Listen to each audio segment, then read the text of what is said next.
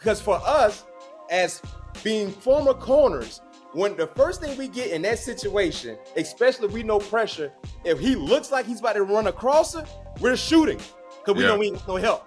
Right. So we hoping either pressure get there or it's just a mistiming of the route, because if he run that pivot, that whip route, they gonna have us. Yep. Because in man coverage, when we got pressure, the first thing we can't give up was what, Pat? The inside. Inside. Yeah, money, money, money, money. Ain't that funny? I got haters. Yeah, they watching, but I know they love me. Money, money, money, money. Ain't that funny? I got haters. Yeah, they watching, but I know they love me. Riding around the city. Plastic cup of C-Rock. Bigger and I'm blacker. I am on that Chris Rock. Ladies and gents, welcome back once again. Yours truly, Pat Peterson, P2, Bryant McFadden, all things covered, right back at you with another entertaining episode. If you guys have been following the NFL, just like we've been following the NFL, you've been paying attention to today. It was a very, very special day. But before we get to that, in terms of NFL headlines, I got a question for you, Pat P. Talk to me. We're currently in the month of November. A lot happens in the month of November. Yep. My birthday, Thanksgiving. November is a special time, right? My daughter's birthday coming up too. No question. There's a lot to celebrate in the month of November.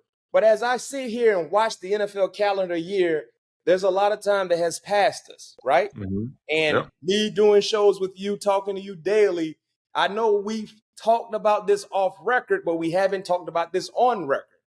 Currently, you're still a free agent. You know, you wanted to participate, play one more year for a competitive-like organization. You've had some calls. Nothing was concrete. I'm asking you right now, on all things covered, what is the status with you, my guy, Patrick Peterson, in terms of continuing to play in the NFL, or are you ready to lace them up, hang them up, call it quits? What's going on with you? Honestly, Mac, I'm just taking it a day at a time, man. To be quite honest with you, I'm not really thinking about it. I'll work out every once in a while whenever I feel like it at this point. But I can definitely get ready to go. But we'll see what happens, man. You know, I'm enjoying the daddy life. You know, being a husband that I always desire to be. Now being home more, cooking more. You know, walking with my dog more, playing a little bit more golf.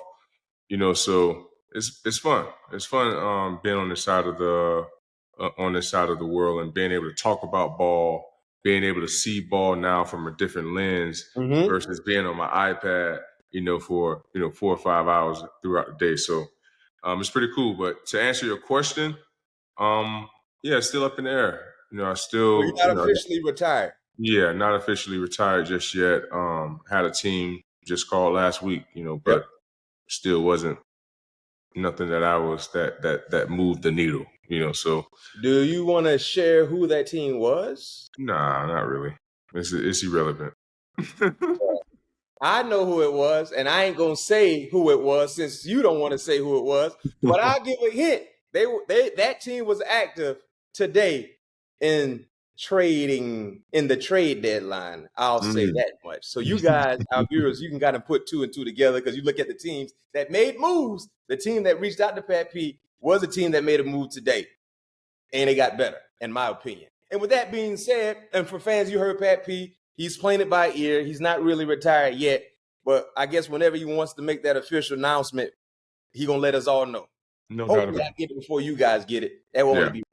But talked about activity. It was a big day today, the trade deadline. And now, Pat P, it's different than how it used to be. Usually when the trade deadline surfaced, you didn't see a lot of moves, right? A lot of teams kind of stayed put. And I remember once upon a time, with you kind of watching the activity on this side of town and not being a player, once upon a time, your name was circulating in the trade conversation as well when you was out in AZ. So when you look at the trade deadline and see and witness what happened, how was it for you just watching all the movement, and what team do you think improved the most? Man, the trade deadline is always a fun time of the year. That's always like the first game of the season, or when you get the schedule release, or whatever you want to call it. So NFL trade deadline is almost like another Christmas inside the NFL season. So it's always good to see what teams are pushing to get better and filling the voids of their needs in order to make that championship run. And the team I feel, and I won't necessarily say got better. There's a couple teams I feel that got better with their moves. Kansas City Chiefs, obviously, before they made their acquisition before the trade deadline, adding DeAndre Hopkins. I thought that was big. They also got Joshua Uche, pass rusher. Yeah, they did just get Joshua Uche, from New England, right? Yep, New England, yep. Yeah, so I thought that was huge for them because as I stated as well before adding DeAndre Hopkins, they only had one red zone touchdown pass. And since then, I believe they have. Well, he caught two this past Monday against the Buccaneers. What I'm saying, so that helped them tremendously, and on third downs as well. That helped them tremendously. But the team who made the move, what I predicted was the Detroit Lions and Zadarius Smith. I thought that was a big solid pickup for them because Zadarius is one of those guys who is not only solid in the run game, he's very solid in the pass game, and also a very durable player. Had an opportunity to play with him out of Minnesota. So I know what he brings to the table, week in and week out. So he definitely made that Detroit Lions defensive line much better moving forward. And who else made some noise? I got some headlines for you. Okay, so what you got? The Vikings added Cam Robinson, left tackle. This played against the Colts from Jacksonville. That was a big time move. That was. Baltimore, of course, Baltimore traded for Deontay, but they also traded for Trey White, Tre'Davious White, LSU alum. Oh, they got Trey White today. Yep. From the Rams. Okay.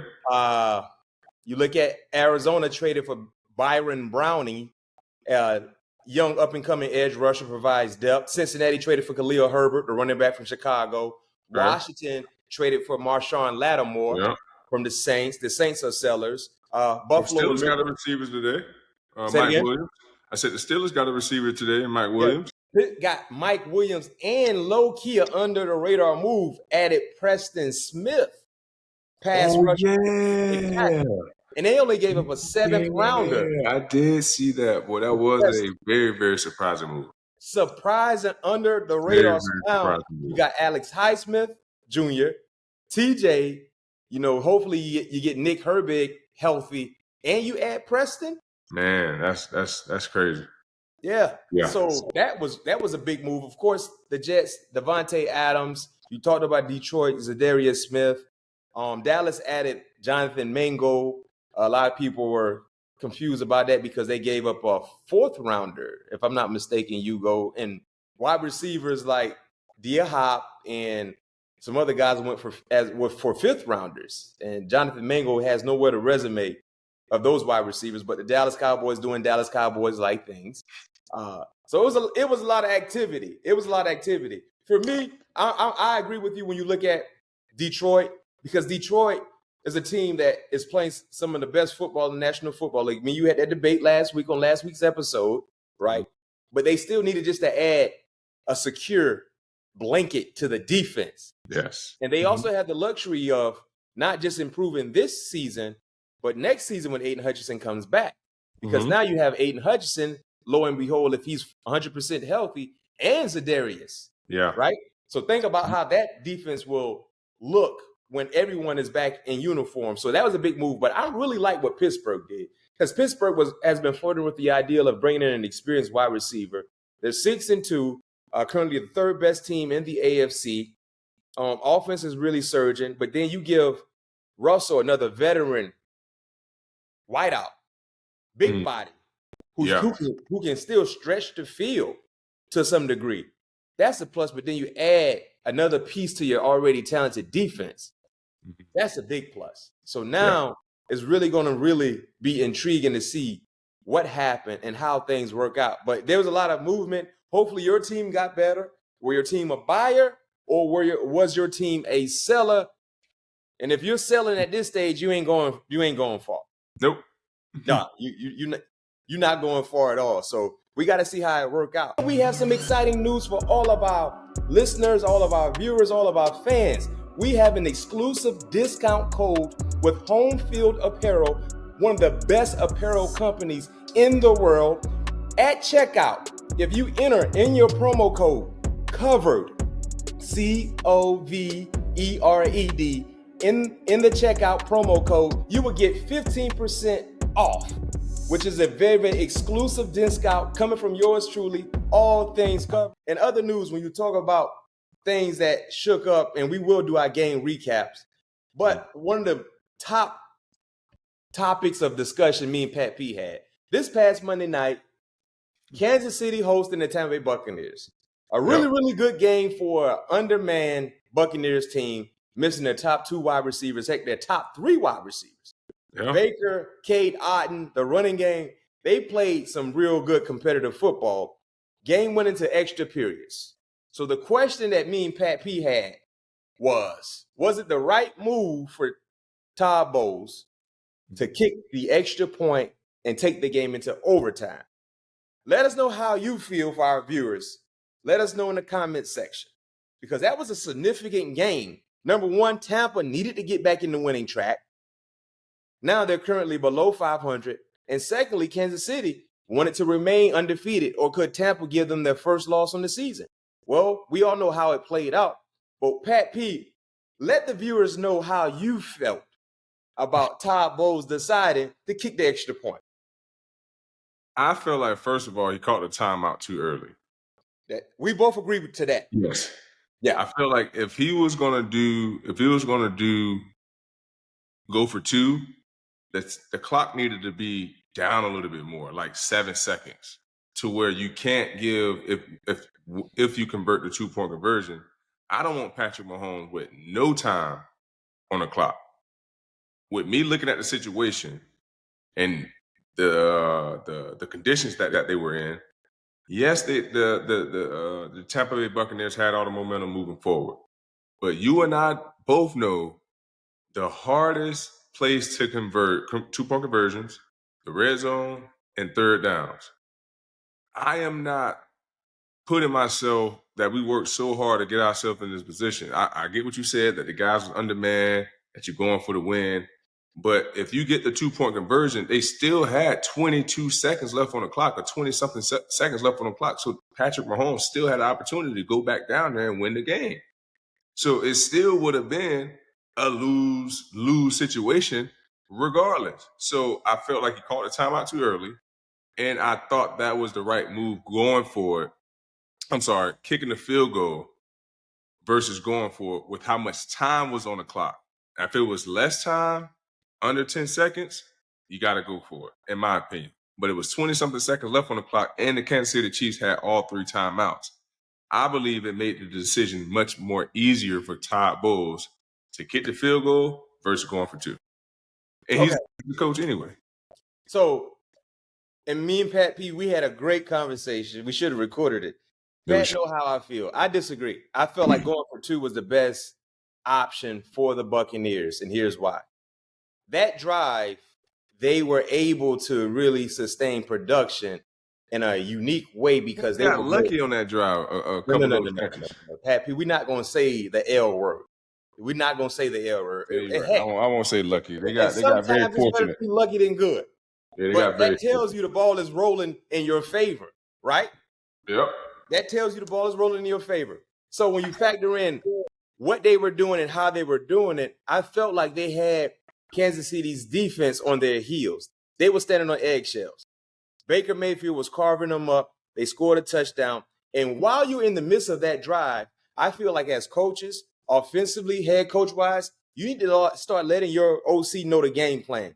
It's not about if we score. When we score, have your 2-point play ready because we're going for 2. So you already know what the mindset is when you get down there. All right, calling the play, but I'm already going through my 2-point conversion playlist to see what is going to work because you know who you're going against. You're going against Steve Spagnuolo. Any critical situational moments, he's bringing pressure as a defensive play caller. So you already know you're probably going to get some type of pressure. 9 times out of 10, it's going to be a 0 type concept. everyone is coming. So you already need to start processing that. But to your point, when they got down there and before they scored, calling timeout didn't make any sense. When I saw timeout was called, I initially thought it was Kansas City. Me too. I did too. They're trying to save some time. I'm like, that makes sense. Then they said Tampa Bay, and that was Tampa's last call. Why would you do that? Yeah. Like it was over 30 seconds left on the clock. You had a timeout. It was first down. You milk it, to your point, milk it.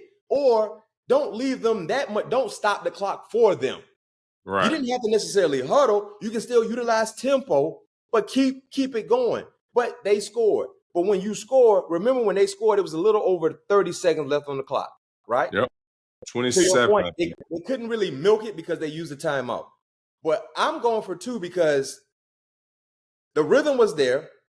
You had their defense on their heels. Call up a play, and let's not take it in overtime. You don't want to take it in overtime with the man who's never lost in overtime. Pat Mahomes at that moment was 8-0 in overtime. At that moment, when you go in the extra period, you kind of reset the game for Kansas City. You reset the game for their defense. Now the defense can kind of, because you know how it is, Pat P, in those situations where you can't really be aggressive as a defender, and you can't be too passive, it happens fast. Now you're getting fatigued, you're mentally. That's why it was so easy for Tampa to get down there, because they couldn't really call what they wanted to call because of the circumstances of the ball game. But when you reset the clock and go in the extra period, everything restarts. And then also, too, the last thing I'll say about this, when you go into overtime, there's no guarantee you're going to get the ball. Yeah. That's the thing. Now, if you knew you could get the ball, it makes sense to take the best quarterback in the world into overtime. But when you're saying, I want to go into extra periods, and you don't know if your offense is going to get the ball first. We saw Baker Mayfield's reaction when they said Kansas City ball. Baker's like, oh, shoot. He already knew what it was. So it's almost like, I get your point when you talk about scoring too fast and leaving too much time on the clock. That made sense. But even if you kick the extra point, like they did, you still had to get a stop. Yeah. Which they did get a stop. Because to your point, if they got the 2-point conversion, Kansas City still needed a field goal to try to win. You kick the extra point, Kansas City still needed a field goal to win. So regardless, you were going to have to get a stop. If you went for 2 and get it, or if you kick the extra point to tie it, you still needed to get a stop. I'm just trying to figure out what play they would have ran to get open at the 2-minute for that 2-point play, because Kansas City defense have seen every 2-point play, right? I thought about this, bro. I literally thought about this. So and they don't have any big receivers that can just go up for a fade. So I literally thought about this. I said, and this is me coaching, because I'm coaching my son's team now, so I got to get my coaching hat on. I said when they were going to score to tie the game, right? You don't call that timeout. You got to save that time point because you're going for 2, right? So normally what you would do is when you score a touchdown, you're going for 2, you got a timeout at your disposal. You come to the line of scrimmage, you show offensive play, you see what they're in, you call timeout. Now you make adjustment. But to what I said earlier, and you know this about Steve Spagnuolo, he's going to bring pressure, right? Think about what Kansas City did the last 2 Super Bowls and how they won those games, right? Go back to Philly and Arizona. The little whippy. The whippy, the man beater, right? The whippy. Go back to last year against San Francisco, Super Bowl. They anticipated man coverage with pressure. They ran the same whip coverage, the whip route, right? You run in like you're about to run a drag and you bend it right back out. Because for us, as being former corners, when the first thing we get in that situation, especially if we know pressure, if he looks like he's about to run a crosser, we're shooting because we know we ain't got no help. Right. So we hoping either pressure get there or it's just a mistiming of the route, because if he run that pivot, that whip route, they're going to have us. Yep. Because in man coverage, when we got pressure, the first thing we can't give up was what, Pat? The inside. The inside. So that's the thing I'm thinking. I'm like, man, I'm going to run because they bringing pressure. Them boys going to be singled up man to man. Run the same thing that worked for them the last 2 Super Bowls. That's how I was thinking. Because in my mind, when I was watching the game, Pat P, I said, I'm not going into overtime with Michael Jordan. What we doing? Yeah. Like, that's Michael Jordan, bro. We come on, bro. Because if he didn't get the ball, we already short-manned it on defense. They was already undermanned with backups. You feel me? Yeah. He get the ball. Look how easy it was for them to went down the march down the field. So that was my thought process. I'm like, go for 2, and I'm running some type of whip concept, anticipating man-to-man, because that's who Steve Spagnuolo is. And one thing we know about coaches, they are who they are. They ain't gonna change. He gonna bring pressure because he don't want Baker to have all the time in the world to sit back there and hit him with a Jaden Daniels, bab, find somebody open. Or either he try to run. He gonna bring pressure. I'm gonna run a whip route, and for us as corners, bro, I can't give that end. I'm hauling to that end. He hit that whip on us. I gotta hope for a slip. Right. And it was wet too. You gotta hope for a slip. So let us know how you feel. Either or. It was a good game, but it was a tough loss because it's almost like you good if you do, you good if you don't do. Because if you go for 2, you don't get it, it's gonna be an issue. Somebody's gonna have something to say about you should have kicked the extra point and go to overtime, right?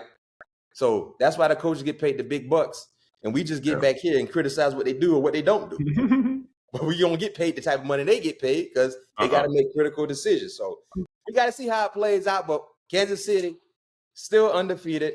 Mm-hmm. Tampa, they got to get it right because they got another tough one coming up, and we're going to talk about that tough one as well against San Francisco. Before we get into our preview games, we got to recap our picks from last week. Me and Pat P, we tied 4-4. Yep. Tied 4-4. I'm still up overall-wise. That's all that matters. Yeah, we get a long season, man. You only up by 1. A long season. No, it ain't long anymore, but, we're going to take it week by week. All right? That's Green Bay. Yeah. I'm looking at the list. So I took Houston, you took the Jets. We both took Buffalo. You took Atlanta, I took Dallas. I took Detroit. We both took the Rams. You took Chicago, I took Arizona. Izzy. Yeah, so we was tied. And Hugo, what was he last week? It was up what, 1? I'm still at 1. I'm about to be up 3 right now. All right, cool. Yeah. It's okay. Do we have like a case of Sprites or something on this? Like the overall once the season over? Yeah. Okay. Water. You're not getting tropical Sprite on my dime. Actually, hey, they just came up with this new flavor. It's called, bro, hold on one second. This man People think it's really a game that I don't. People really think I don't drink Sprite. Bro, I drink Sprite, bro. What is that? It's this cherry lime. My goodness. I drink Sprite. Like a nice cool one. I miss those after practice. Shout out to my boy. What was my boy out in Minnesota, man? I'm a Miles boy. Oh, Sammy. Sammy, my man Sammy used to have one in the freezer, in the refrigerator, every practice. I couldn't remember my guy named in Arizona that used to do it for me. So they had one in the freezer every day after practice for you, cold. Every day. And you drink Sprite after practice. Mm-hmm. But yeah, we're 4-4 from last week. And you're up 1 overall. And now we got, and make sure you don't send me no cans. I want the bottles, by the way. I like your t-shirt. I like the brim you're rocking, man. Shouts out to Homefield Apparel. Once again, listen, when it comes to the latest collegiate gear, repping almost every university that is out there, Homefield Apparel is the place to go. Make sure you hit covered to get 15% off. The promo code, as I repeat, is covered to get 15% off. Our gifts to you guys for rocking with us. Well, let's see. I got 6 games for us. Let's go 7. I like the number 7 better. You want to go 7? All right, I'll add one more. Oh, let me get my notepad out. All right, here we go. Boom. You be trying to buck, but I gotta write it down. What you got? What games you got? Hold on, let me add this one right here to the slit. All right, first game up Thursday night. We always got to start with Thursday night. Oh yeah. That's a good one this week, huh? Yes, sir. Baltimore hosting Cincinnati. Okay, all right, it don't matter. All right, since Baltimore giving how many? 6. Man, Thursday night, man. Ugh, I hate them games. And when we pick our games, we're going with the spreads, right? Yeah. All right. Baltimore giving 6. Ooh. I'm gonna take Cincy. I'm gonna take Cincinnati. I'm gonna take. A wise man once told me that Cincinnati give Baltimore Raven hell, and I'm actually looking and talking to that wise man. So They do. yeah, I'm gonna take care of us on that one. They usually give more hell in Cincy than in Baltimore though. They traveling to Cincy, you said, right? No, they in Baltimore. The game's in Baltimore. Oh, I thought you said okay. I'm still taking Cincy though. Is T. Higgins playing? That's the thing. Because he hadn't played in the last 2 ball games. Man, you know what? Nah, I'm changing my mind. I'm going Baltimore. I can't go against the crib. Yeah, I'm taking Action Ravens. I'm taking Baltimore as well. Yeah, Action Jackson. Cincinnati, they still dwelling on the Super Bowl run they had. I'm taking Baltimore as well. All right. Baltimore got balance. Lamar Jackson playing great football. Even though Joe Burrow and Jamar Chase love playing against the Baltimore Ravens. You did say that too. Yeah. They and go look at the first game. Remember, Joe Burrow threw for 5 touchdowns and he lost. And he lost. So I'm taking Baltimore as well. Next game. This is a very, very intriguing matchup. Who we got? Denver Broncos traveling to Kansas City. Kansas City giving the Broncos 8 points. I'm taking Denver, getting 8. Damn. BMac taking Denver. I'm taking Denver, getting 8. He's traveling to KC. We saw Patrick Mahomes get injured, get nicked up a little bit, but finish the game. Mm-hmm. I'm going KC. KC by 10. All right. So one cool nugget about this spread, and you remember what was the spread again? You said 8, right? 8. Yep. And he just was favored 9.5 against Tampa. Pat Mahomes going into that game, he only covered once out of 5 attempts when being favored by 7 or more. So he don't cover the spread good. I think Denver is going to divisional game. They're going to lose, but I think it's going to be closer than 8. So I'm taking the Broncos. Yeah, they better play better than they did last week. All right. Next up, we got San Francisco coming off a bye. We might see CMC. We might not. San Francisco is giving Tampa Bay 5.5. Yeah, that's a good one there. Yeah, it is. San Fran in Tampa. In Tampa.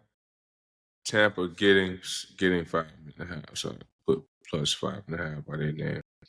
I'm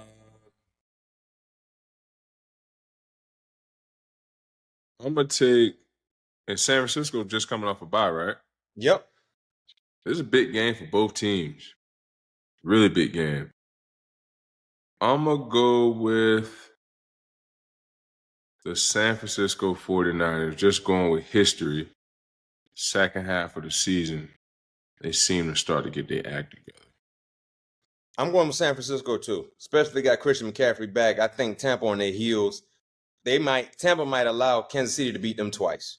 And what I mean when I say that, it might still be caught up in that emotional loss from this past Monday night. That can surface in the game against San Francisco. So I'm taking San Francisco. Next up, this is a big matchup right here. Pittsburgh traveling to Washington. Pittsburgh is getting 3 points. I'm taking the Steelers. Yeah, me too.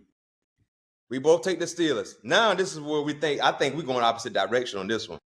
The Jets traveling out to the desert, to Arizona. Arizona is giving the Jets 1.5.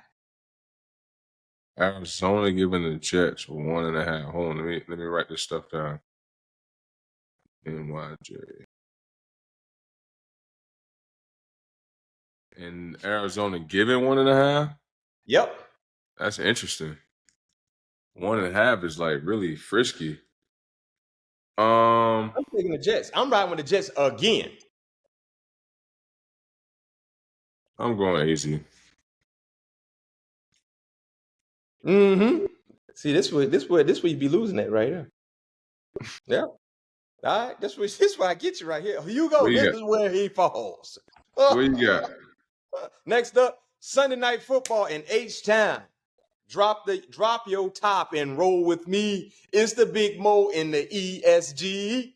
All right, H-Town. Detroit giving the Texans 3.5.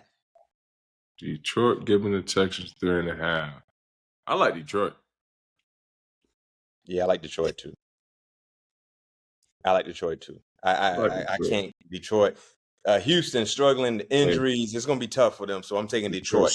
There's something else right now, boy. All right. The final game, Miami traveling out west to the Rams. The Rams are giving Miami 2.5. It don't even matter. Rams. Yeah, I'm taking the Rams too. I'm taking Sean McVay. Yes, sir. I'm taking Sean. Hey, Rams might be the sneakiest team in the NFL right now, boy.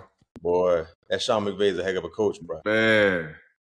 Heck of a coach. I'm taking Cardinals too, though. Cardinals playing some sneaky football as well. Yeah, they are. Mm-hmm. Yes, sir. Cardinals and the Rams are really playing some good football. Mm-hmm. And that's why I'm really liking this matchup between the Jets. Even though I took the Jets, it's kind of like a pick 'em. But for Arizona, this is a nice ball game to kind of see where they are. You know what this is going to be for the Cardinals? Although this is not a playoff they're not a playoff caliber team. Mm-hmm. But this is going to be like a turning point, in my opinion, for the Arizona Cardinals on which direction their season is going to go. Yeah, and also go ahead. San Francisco getting healthy, so you want to make sure you keep. That's what I'm saying. Yeah, exactly. Because are they in the lead right now? Or the Rams in the lead?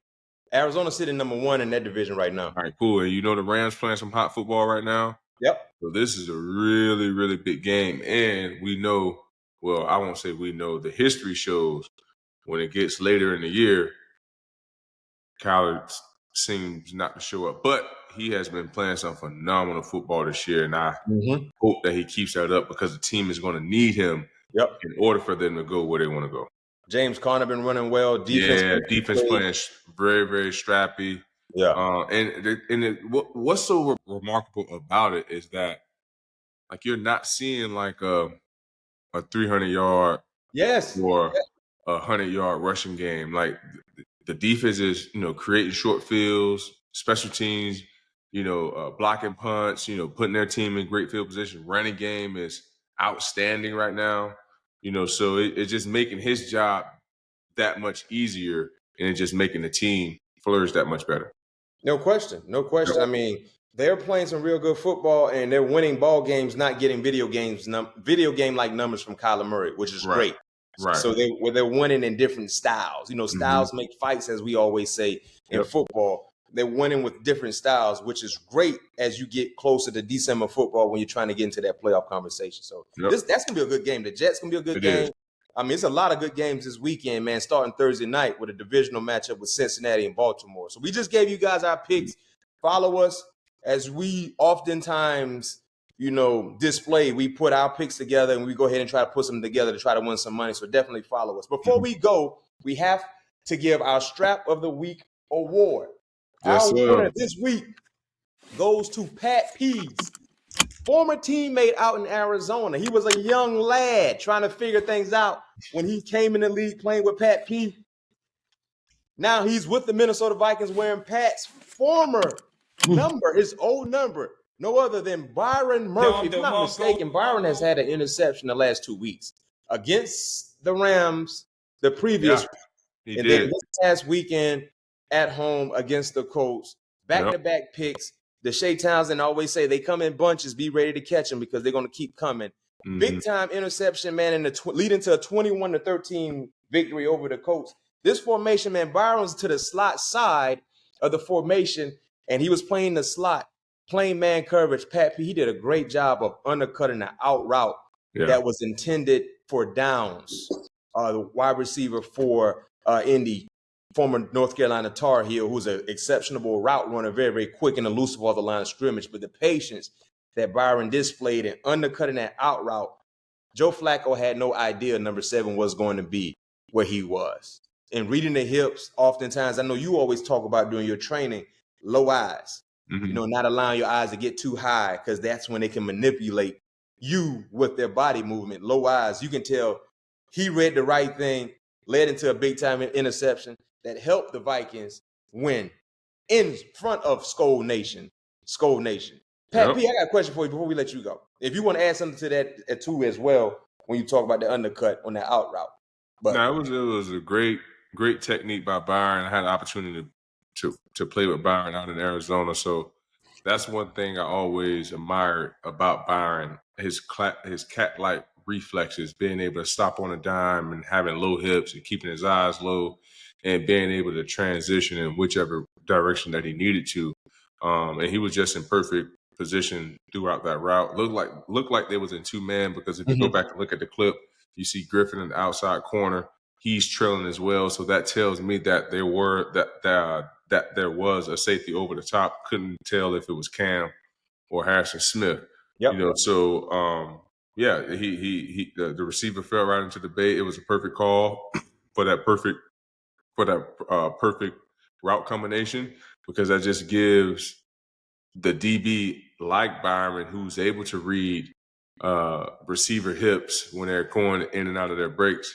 It just made it much easier to be in position to make that play. So shout out to my young lad, Byron Murphy. Man, it's a pleasure to continue to watch him grow in this league and create a name for himself. No question. And it was a huge win for them, because they had just took one on the chin from the Rams. And looking at their division, you need to try to get back in the winning column, because you had already lost 2 straight. Yeah. You lost to Detroit, and then you lost to the Rams. So now you're still in contention within your division, the NFC North, of trying to get the number 1 spot. But everyone in that division is chasing the Detroit Lions. Pat P. Yes, sir. It's a great recap talking about NFL headline, recapping the games. We just gave our picks. Thursday night is right around the corner. Cincinnati traveling to Baltimore. They ain't traveling to go get no crab cakes. They're trying to go get a victory. But Action Jackson going to have something else to say about that. So make sure you tune in. And you took Baltimore as well, right? So you won't start off over. Let me double check. Yes, I took Baltimore. Okay, you'll be on the right side to start off, and then your downfall will happen on Sunday. That's what's gonna happen. Yeah. On Sunday, you took Denver and all. Yeah. Okay. The downfall happens Sunday. You go. Make sure you lock it up, load it, go get ready to rock and roll. Once again, yes, sir. Winning picks coming here. Yours truly. See you when we see you. Peace. Yeah, money. Ain't that funny? I got haters. Yeah, they watching, but I know they love me. Money. Ain't that funny? I got haters. Yeah, they watching, but I know they love me. Riding around the city, plastic cup of C-Rock. Bigger and I'm blacker. I am on that Chris Rock.